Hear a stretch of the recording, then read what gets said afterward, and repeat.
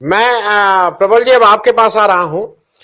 एक दो दो शेयर कर दूं, हालांकि उन सब चीजों का इम्पैक्ट है। संजय सिंह साहब जब आम आदमी पार्टी के हैं, जब मोदी जी इजिप्ट में मस्जिद में जाते हुए दिखाई दिए, गोल टोपी वालों से गले मिलते हुए दिखाई दिए, तो उन्होंने एक ट्वीट किया था, गैरों पे करम अपनों पे सितम, जाने वफा ये जुल्म न कर। और एक हमारे सिराजुद्दीन साहब है, वो कह रहे हैं, हैरत हुई मोदी तुम्हें मस्जिद में देखकर, ऐसा भी क्या हुआ कि तुम्हें खुदा याद आ गया। तो प्रबल जी, ये एक जनरल टिप्पणी। और हम लोग तो वो हैं जो खुदा, भगवान, जीसस ईसस, ऊपर तो सब एक दूसरे, एक ही कॉमन घर है, लोग आते जाते रहते हैं। लेकिन आपसे जो स्पेसिफिक चीज पूछनी है, कांग्रेस ने हाल के दिनों में अपनी गुटबंदी को बहुत ठीक से हैंडल किया है। मुझे ठीक से याद है, हिमाचल प्रदेश में बहुत गुटबंदी थी, लेकिन हिमाचल प्रदेश में जब से सरकार बनी है, मुझे कम से कम एक भी ऐसा स्वर नहीं सुनाई दिया कि प्रमला सिंह या उनके लड़के, उनकी तरफ से कोई एक वो आया हो। कर्नाटक की सरकार में सिद्धारमैया और डीके शिव कुमार बिल्कुल गुट, दो अलग अलग धुर उस पर खड़े थे, लेकिन वहां से भी अभी तक कोई स्वर नहीं आया है। और मध्य प्रदेश में भी मुझे अभी तक कोई स्वर नहीं सुनाई दे रहा है कि जहां पे कमलनाथ और दिग्विजय सिंह जी के बीच में कोई वो हो।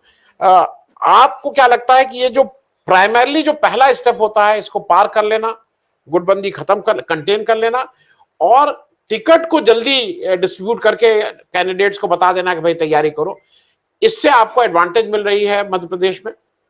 प्रबल जी, मैं दर्शकों को बता दूं, प्रबल जी ऑफिशियली कांग्रेस पार्टी के एक सेल के पदाधिकारी हैं, और इसलिए मैं उनको एज कांग्रेस पार्टी प्रश्न पूछ रहा हूं। प्रबल जी। देखिए, पहली चीज ये होता है कि जब कांग्रेस पार्टी के बारे में आप जो 2018 या 2000 उसके पहले की बात कर रहे थे, 2018 से 2023 में कांग्रेस पार्टी में बहुत बड़ा परिवर्तन आ चुका है। अब परिवर्तन ये है कि राहुल गांधी जी ने जो पदयात्रा की है कन्याकुमारी से लेकर कश्मीर तक, उसके बाद वो जन नेता के तौर पर आ चुके हैं। और जिस तरीके से उन्होंने उस पदयात्रा करने के बाद, भारत जोड़ो यात्रा करने के बाद, जिस तरीके से मोदी और अडानी के विषय पर सवाल उठाया 7 फरवरी 2023 को, और नरेंद्र मोदी ने उसके बाद उनको कोर्ट से, सूरत की कोर्ट से उनके ऊपर 2 साल की सजा मानहानि के मामले में करवा दिया, और उनका आनन फानन में उनकी संसद सदस्यता रद्द कर दी गई। उसके बाद जो राहुल गांधी जी का जो एक ग्राफ है वो बहुत ज्यादा ऊंचा हो चुका है। अभी कोई इंडिपेंडेंट एजेंसी अभी आपके पास नहीं है, लेकिन मेरे पास जो सूत्र बता रहे हैं, जो मेरे पास जो जानकारी है, राहुल गांधी जी की जो लोकप्रियता है वो नरेंद्र मोदी से ज्यादा हो चुकी। अब राहुल गांधी जी की बातों की क्रेडिबिलिटी मोदी से ज्यादा है। अगर राहुल गांधी जी कुछ कहते हैं तो उसकी क्रेडिबिलिटी ज्यादा है। आज मैं आपको बताऊं, अभी मैं कांग्रेस के कार्यालय से ही निकल कर आ रहा हूं, अभी तेलंगाना से बहुत बड़ी संख्या में लोग आए, बीआरएस छोड़कर उन्होंने कांग्रेस ज्वाइन की। पूरी भीड़ थी आज, चारों तरफ मीडिया लगा, हो सकता आया भी हो, मैंने देखा नहीं, मैं ज्यादा टीवी देखता नहीं हूं। तो ये जो चीज आप जो कह रहे हैं, और जो उन्होंने पदयात्रा की है महाराष्ट्र से होते हुए, जो मध्य प्रदेश में होते हुए, बहुत ज्यादा इम्पैक्टफुल है। आप इसका इम्पैक्ट देखिए, कर्नाटका के जिन इलाकों में राहुल गांधी जी ने पदयात्रा की थी, उसमें स्ट्राइक रेट देखिए, वहां पे कांग्रेस स्वीप की है। और वही स्थिति मध्य प्रदेश के अंदर भी होगी। अब जहां तक आप भारतीय जनता पार्टी के बारे में अभी तक आप सवाल पूछ रहे थे, ट्राइबल्स के बारे में, आदिवासियों के बारे में, आदिवासी राष्ट्रपति बनाने से ही आदिवासी वोट मिल जाए भारतीय जनता पर, ये मेरे लिए, मैं अब नहीं मानता। जिस तरीके से वह राष्ट्रपति बनी और उनको नई संसद का उद्घाटन करने के लिए नहीं बुलाया गया, उनका अपमान किया गया एक तरीके से, वह पूरी दुनिया ने देखा। अब उसके बाद मणिपुर में जो आदिवासी, उन पर हमला कौन कर रहा है?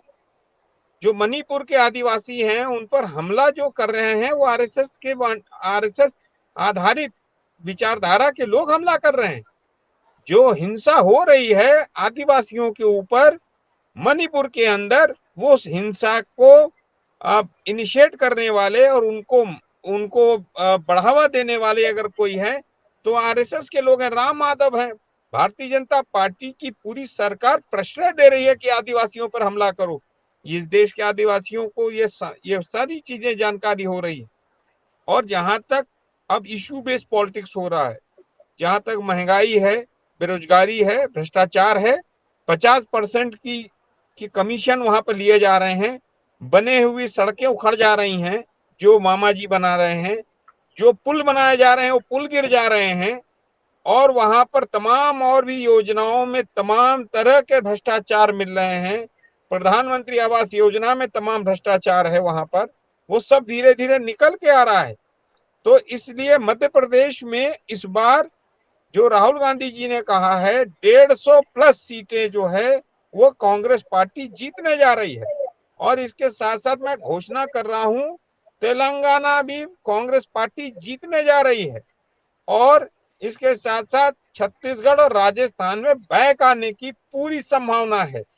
इसके अलावा आपने एक पार्टी का बहुत जिक्र किया कि उसने जाके गुजरात में बहुत सारी चीजें की, भाई की होंगी, लेकिन विपक्षी एकता को सैबोटाइज करने की कोशिश भी उन्होंने की एक तरीके से। जिस तरीके से उन्होंने बस एकमात्र अध्यादेश पर पूरी प्रेस कॉन्फ्रेंस छोड़ दी, ये भी तो सवाल है। और एक चीज मैं बता दे रहा हूं, मैं पूरे आपके होशो हवास में एक बयान दे रहा हूं, जो भी वर्तमान समय में कांग्रेस पार्टी का विरोध कर रहा है या विपक्षी एकता का विरोध कर रहा है, वो समझ लीजिए वो मोदी भक्त है और मोदी की योजना में काम कर रहा है। वह लोकतंत्र विरोधी है, संविधान विरोधी, बाबा साहब अम्बेडकर का विरोधी है। जो भी जी लोकतंत्र को बचाने वाली शक्तियां हैं, जैसे हम लोग हैं, जो लोग 13 महीने तक सड़कों पर किसान आंदोलन के लिए, किसानों के 3 काले कानूनों के खिलाफ जो लड़ाई किसानों ने लड़ी उसमें हम लोग रहे, और नरेंद्र मोदी से हमने वो 3 काले कानून वापस कराए। हाँ, एमएसपी की गारंटी कानून हम नहीं ले पाए, ये हमारी कमी रही। वह लड़ाई लड़ने वाले लोग, तमाम वो जनपक्षी लोग, जनवादी लोग, लोकतांत्रिक और संविधान समर्थक लोग, मानवाधिकार कार्यकर्ता, वो सब इस समय कांग्रेस पार्टी के पीछे खड़े हैं। और उसके पीछे कारण एक ही है कि जन नेता के तौर पर राहुल गांधी ने जिस तरीके से अपने आप को प्रेजेंट किया है, जिस तरीके से मैच्योरिटी लेवल की उन्होंने पॉलिटिक्स की है, और साथ साथ जो मल्लिकार्जुन खड़गे जो हमारे राष्ट्रीय अध्यक्ष जी हैं, जिस तरीके से वह लोगों को बता रहे हैं, समझा रहे हैं, चीजों को, सारे विपक्ष को इकट्ठा करने का काम कर रहे हैं, वह भी एक बहुत बड़ा विषय बन रहा है। और मैं आपको बताऊं कि भारतीय जनता पार्टी और नरेंद्र मोदी के लिए 2023 जो चुनाव होंगे उसमें तो हार निश्चित ही है। इसके साथ साथ 2024 का जो लोकसभा है उसमें नरेंद्र मोदी की घर वापसी तय है। नरेंद्र ठीक है। मोदी अब गुजरात के अलावा कहीं भी, उनके नाम पर कहीं भी वोट नहीं मिलेगा, क्योंकि उनका गृह राज्य है। इसलिए गृह राज्य में आदमी का एक सेंटीमेंट होता है, इसलिए उनका जो वोट बैंक है, वोट है, वो मात्र अब गुजरात तक ही सीमित है। इसके अलावा नरेंद्र मोदी का ब्रांड गड़बड़ हो चुका है। ठीक जिस है। तरीके ठीक से हेमंत बिस्वा शर्मा ने ओबामा को पर हमला किया, जिस तरीके से सीतारमन ने हमला किया, वह तमाम विदेश में भी लोग देख रहे हैं। और भारतीय जनता पार्टी और नरेंद्र मोदी ने भारत को जो है नुकसान पहुंचाया है। पहली बार भारत के प्रधानमंत्री को जाकर विदेश में यह कहना पड़ा हम लोकतांत्रिक हैं। भारत एक लोकतांत्रिक, सबसे बड़ा, विश्व का सबसे बड़ा लोकतंत्र कहा जाता था, ये जाके हमें बताना पड़ा। क्योंकि एक सवाल जब एक महिला पत्रकार ने 9 वर्ष में तो पहली बार एक महिला पत्रकार ने जब सवाल पूछा नरेंद्र मोदी से कि आप यहाँ आदिवासियों के ऊपर हमले हो रहे हैं, मुसलमानों के ऊपर हमले हो रहे हैं, तमाम और माइनॉरिटीज के ऊपर हमले हो रहे हैं, नरेंद्र मोदी को पसीने आ गए और पानी पीना पड़ा। तो नरेंद्र मोदी ने देश के हालात, कहाँ नेहरू जी और कहाँ नरेंद्र मोदी। नेहरू जी के समय पे अगर नरेंद्र मोदी होते तो नरेंद्र मोदी देश का टुकड़ा कर चुके होते। और नरेंद्र मोदी को मैं कह रहा हूं, नरेंद्र मोदी के अंदर जो है मिखाइल गोरबाचोव की आत्मा घुस चुकी है।